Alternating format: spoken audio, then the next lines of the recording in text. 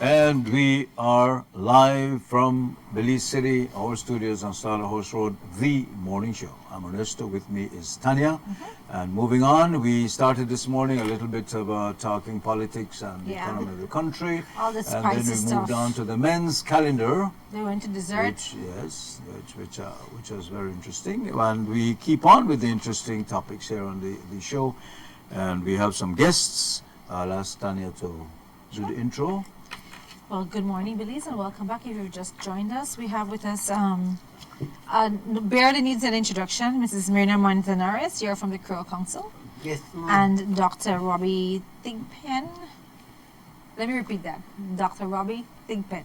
Brilliant. See, I got it. You're the principal investigator for the Marine Conservation Without Borders. Yes, ma'am. Thank you. So, welcome. You are here this morning to talk about what the project that you're doing, but basically because you've incorporated it into Kriol and Garifuna and the Maya, which are the primary languages for Belize. So I guess you're trying to reach all the audiences in a meaningful way where everybody can pick it up and understand what's going on. So that's Maya, Spanish, Kriol, and Garifuna. Yeah. Well, and English, I imagine. Well, yes. of course, it's got English. The materials are bilingual, and it's not the Maya from the south. I don't really know any of those folks down there. They're real nice, but I work mostly with the Maya Yucatec. Yeah, with the Yucatec.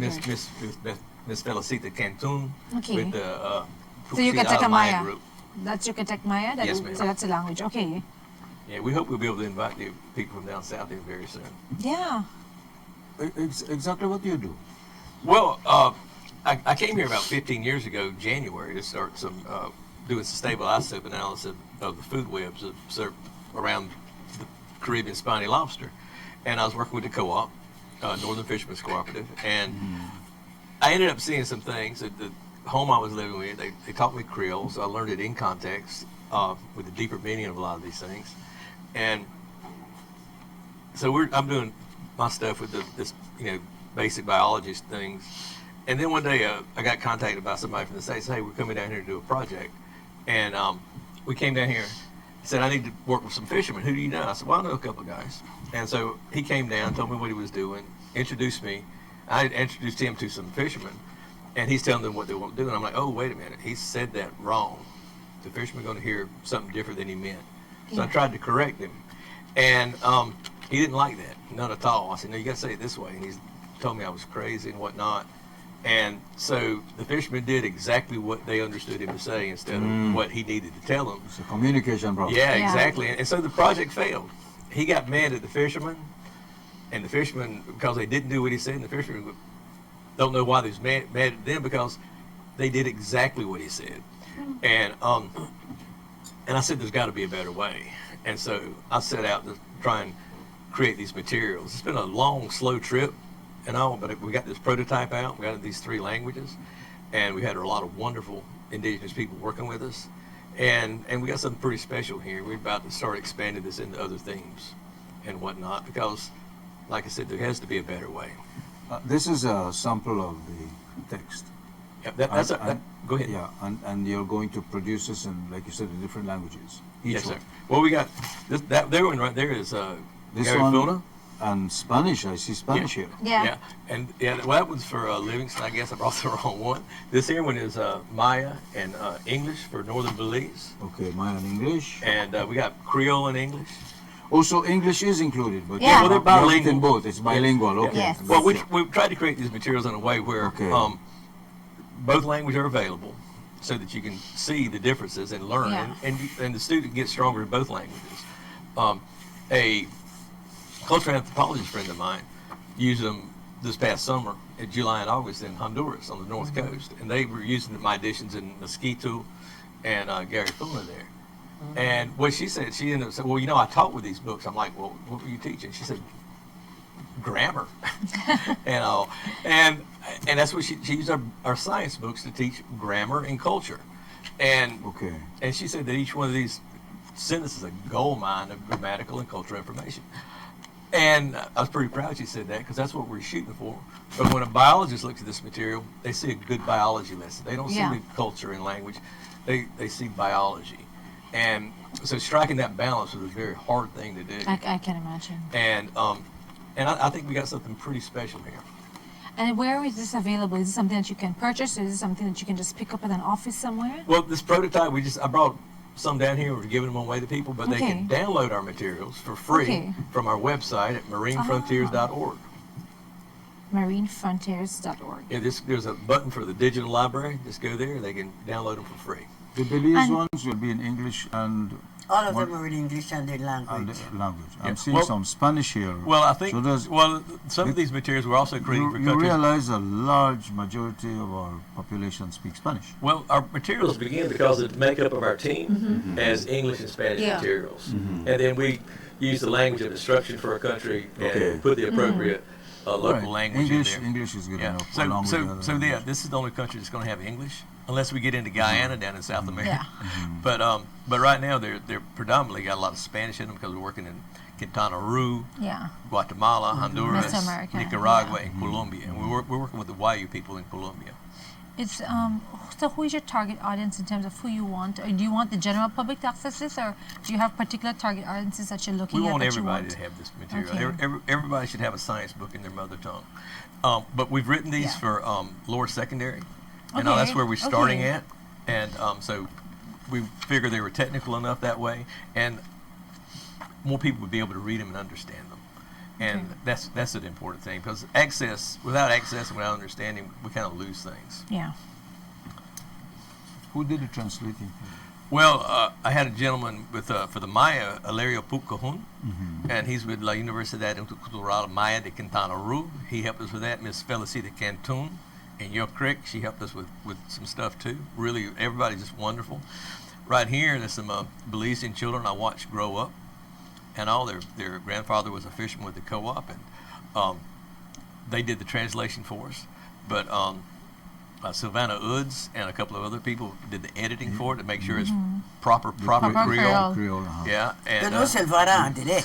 Yeah. So the Kriol Council has been a very important. I never associate proper with Kriol, but you just said proper Kriol. Yeah, well, if it's a science book, it's got to be proper, mistakes correct? Make the better song, right? Yeah, and for the Garifuna, we work with the guy from Livingston there to create original materials, and we got Mr. Sebastian Caetano with the Labu Garifuna Museum. He's editing it because there's transborder differences between languages, and also he's editing to make sure it's proper for Belize, and we got some people in other countries. You notice they didn't refer to me. I am nothing. You're here. If you won't be here, Miss Myrna catalyzed this stuff. She was one of the first people that I talked to about what I was trying to do. One of the hardest parts about this project was learning how to describe what we tried to do, because nobody's ever done this before. Concept, it's just getting a concept off the ground and have people embrace the idea. Yeah, well, just even talking about it to anybody has been hard. 4 years ago, I felt like I was trying to describe the first airplane I saw. If I saw it 100 years ago. I mean, nothing like this has ever been done on the planet before. Yeah. And where we've created these materials like this contextual science books, and we're really proud of everything that we've done. And it wouldn't be, none of it would be possible without, Miss Myrna was one of the first people I talked to, like I said, and she gets things done. Yeah, well, she got the ball rolling. She kind of understood what I was trying to describe, and she was very forceful in catalyzing this. How is all this financed? Well, up till now, we haven't really had any financing at all, because people said, you can't do this, which my response was, watch me. And so right now we're in a position where we're looking for funding because we've demonstrated this can be done. I've been down here for this beginning of October. I had some conferences, biology conferences, some linguistic conferences to go to. But at the same time, I was meeting with people that are working like Miss Myrna, Hilario, Miss Felicita, and all these different people in these different countries I'm working with down here, and made videos of them talking about the project. Because up till now, most people just hear me talking about the project. And I think it's important for them to hear other people's voice. Even if I'm quoting Miss Myrna word for word, it's still coming out of my mouth. And so we're trying to set it up where we can demonstrate this very clearly, what we're doing, and that it's resonating with the people we're working with. The organization you represent? Marine Conservation Without Borders. Marine Conservation Without Borders. Yeah, we're it's American based. Yeah, we're a U.S. registered 501(c)(3). Without borders. Marine Conservation Without Borders. Without Listen, Yeah, she's talking her own Creole. over listen. there. I'm telling you, we got the package, and I was reading through it because, you know, I whenever we get anything before the show, I make sure I kind of read through it. And let me tell you, I needed a proper moment to read through that Creole. No, the Creole. Listen, when I started reading it, I was like, this is gonna take me a moment. So I told you, that, listen, I'll read it right now. And then I started reading it and said, I'll read it later when the kids are asleep. I had to really focus. But I mean, once you read it, you realize that it's new because you've never read new. something so It is technical. new. So technical in Creole. Usually Creole is people relegated to when you're having casual conversations or casual discussions, or usually when you're upset, because you know when you're like I kid you not, when I'm in okay where I live in the world, that a lie. You speak proper English, but the minute somebody take you off, the Creole just nothing describe it better than in a Creole. At university, the cafeteria, the Camille and my girlfriend were walking down the street holding her. You know how we are, Belize. Yeah, and she, when I wasn't there, with my we're a partner there. Yeah, with me how you call it, people where the lady and lady go together. Oh, we partner there, Yes, yeah. I said, what? Well, I went in there during the lunch time and I cussed out in a Creole. What color they grab a jazz? Nobody understood what I was saying. I'm glad a lot of people didn't understand that as well. What should happen as a result of this? What the both of you? You're printing this book. You're printing this, putting out the information on how basically to conserve, and it's not only about mangroves. Is it generally? Well, this first one is about conservation? mangroves, Yeah. but as you can see from this other stuff, we got something here on howler monkeys, Okay. Yeah. manatees. But the one you're doing for Scarlet Belize macaw. is mainly mangroves. Well, this is our prototype. This is the first the one we did, prototype, yeah. and the content is kind of reduced in here because we needed to develop the methods to Yeah. create material like this Yeah. first. These are a lot richer Yeah. and fuller No, content. but it's an instructional manual. Is that what it is, right? Well, we're trying. Or just information, or the Well, it's an instructional manual. It's more Yeah. like curriculum than it is anything else. We wanted to design it that way. So you want it to And- be a part of the school system, the And education that system. that is our end goal, is Okay, to get it into the okay. school system. I think it would be an excellent handbook for anyone who wants to practice the languages or become Yes. familiar. It's instructional on a relevant topic, and you can Yes. practice the languages. Also, Ernesto, what is important is that what we know in a Creole, like we know mangrove, right? And if somebody here will talk about mangrove, they might not associate it with mangrove. But we know that mangrove is mangrove, and we know the scientific term for it. And we want the children to know the scientific term for the words that we use in our own Yeah. languages. Do you But understand? Myrna, Yeah, you know, yeah. interestingly enough, I hear more people say mangrove than mangrove. Me too. I've never had mango actually, Yeah, to be quite I honest. know I've heard mangrove before, but anybody talk about the mangrove out there, the mangrove out there. Yeah. We talk about mangrove. Well, Yeah. Ernesto made a from Malante. No, I'm Malante. serious. I'm kidding, serious. I know. No, Yeah. I hear more But mangrove maybe it's than because Yeah, maybe it's that's the because English You know. part. yeah.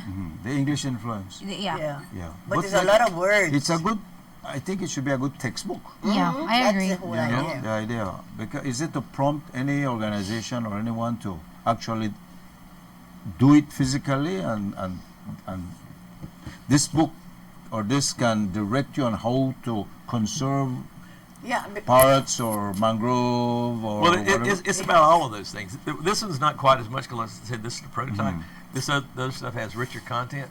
We didn't discuss deforestation in the mangrove material, but we Okay. should have. But like I said, we wanted to keep the content Yeah. reduced to develop the methods. But this year, we got a whole unit on deforestation Yeah. and all, and wildlife corridors, how they affect, and how they affect other animals. We even brought up the panther, the jaguar, into this material, and so we talked about that. We talked about climate change a whole lot more, That's Right. excellent. and some other things.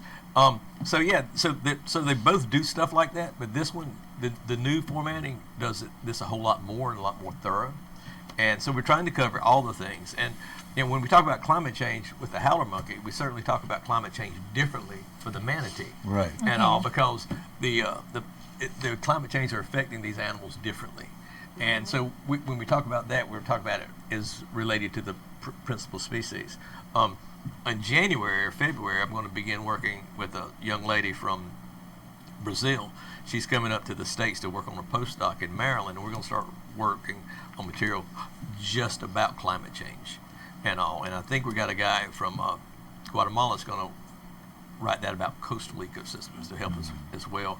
And so that's going to be an important part of the project. Have you established this or already doing this in any country in the region? Okay, you mentioned Honduras and Mexico. And Is it already, you already completed this similar task? Well, the only material we've completed so far is the mangrove ecosystems materials. Yeah. And that's the one in Spanish and or Maya or Mosquito or Guaya. So you're already doing that in Mexico, the Maya. Yeah.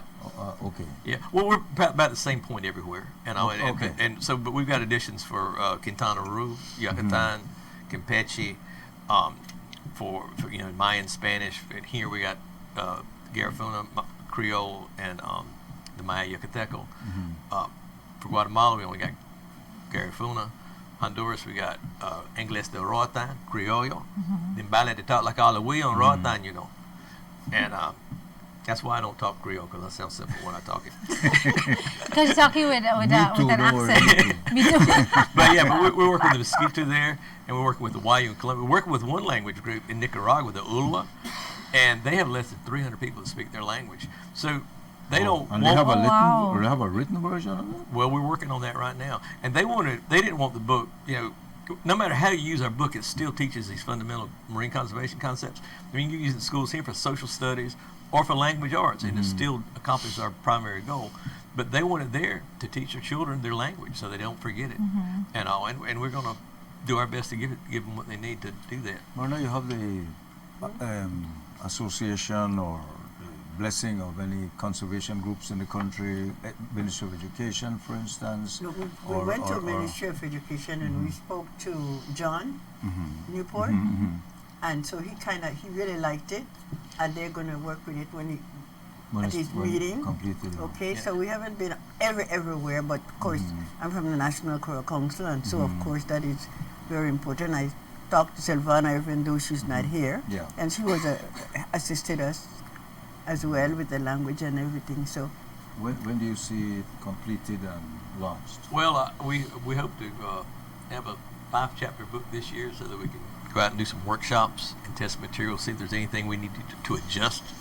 And all we think is pretty good, but we want to make sure before we commit to a whole lot of stuff. And so hopefully not this year, but in 2020 we hope to get to that point. One of the things I like, Ernesto, is that in this book here we have activities for the kids that the teachers can use, and one of the activities is how to plant a mango tree, what you need for planting a mango tree. I think that is really nice, that they get that kind of activity. Speaking a little bit about the whole Creole, we keep saying that we tend to treat Creole as a first, and believe English as a first language, and it's not. It's not. First language is Creole. Exactly. I agree with you. It's our official language, but it's not our first language. Because we communicate more in our Creole than we do in English. Do you see that? Are we convincing those who can make the policy changes? Because you need something like that to take this on. Because if you take it to a teacher and say, well, can you read this thing, or it has to where somewhere along the line we'll have to decide that it is important to teach in Creole. But Ernesto, I think somewhere within the education, it allows for us to do things in the first language of our youngsters, right? Yeah. Now, I don't think there's specifically that Creole should be the first language, because people have their first language, Spanish, Maya, whatever, because when they're at home, that's what they speak. But when you go out there, Creole, but they switch back and forth, but Creole should be seen as very important because for understanding, because where the child could understand the Creole, he can't understand when they say in English. You understand what I'm saying? Yeah. So it depends on what you are accustomed to at home, because I think that's why I had difficulty with the reading, because that's at why home comprehension. we grew up speaking English, and so Even in English-speaking countries like England and America, they have and English is supposedly their first language. Yeah. Well, the important thing with what you're talking about now is, when we were raised in a community that's not the first language of the country, officially first language of the country, we learn about the things around us differently. Right. And all. And really, we got two types of education systems. We got the education system we have at home and the public education system. And those things are supposed to work together in sequence. But if you grew up speaking Maya or Kriol or Garifuna, when you go to school, they clash. You have the student comes in and has to learn all these new words, and they already been learning about because they live in it. They know which are the pretty birds that sounds pretty coming up, which ones make noise in the morning and all this, and then you have to start learning all that stuff differently. True. And so they end up fighting each other, and so what we try to do is to blend that stuff where there's not that fight anymore. You know what a tadpole is, right? Yeah. Yeah, but we know it as wiggle waggle. I never I never knew that. So Myrna and Dr. Robby, thank you for coming in. Yes. Pleasure having you. And come back, and when the project is, or you're finished with it, come back and we talk some more about that. And Myrna, we need to talk more about Kriol and so on. I'll show you in the morning. You So, just don't like Kriol. You It's mean harsh. Kriol girl or? No. Thank you for coming in this morning, and all the best to you. Yeah, thank And you very much for having us. have a good Christmas. And y'all do the same Christmas. too. See, Good Christmas. He's gonna use Kriol there. Look at him, Christmas. Christmas. When I I want read our the news, I have Christmas to say gift there. Christmas. Is it on the screen, Miss Miller? We Christmas must gift know on the right Christmas there. gift. Huh? Oh, Christmas gift on the right there, see, see? you have a Christmas tree next to you, see? That is the Christmas gift. See? And the gifts are right next to you by your chair. Yeah. Thank you for Yeah. coming in, Thank and you we'll all be for back. coming. I think we'll do a little bit of caroling when we come back on this Well, I Thursday certainly morning. absolutely would not be doing any caroling, Yeah. but the guests will be doing You know I do not me there. Miss Miller, you want to make your rain for no till February? But you could dance. We'll take a break. You could dance.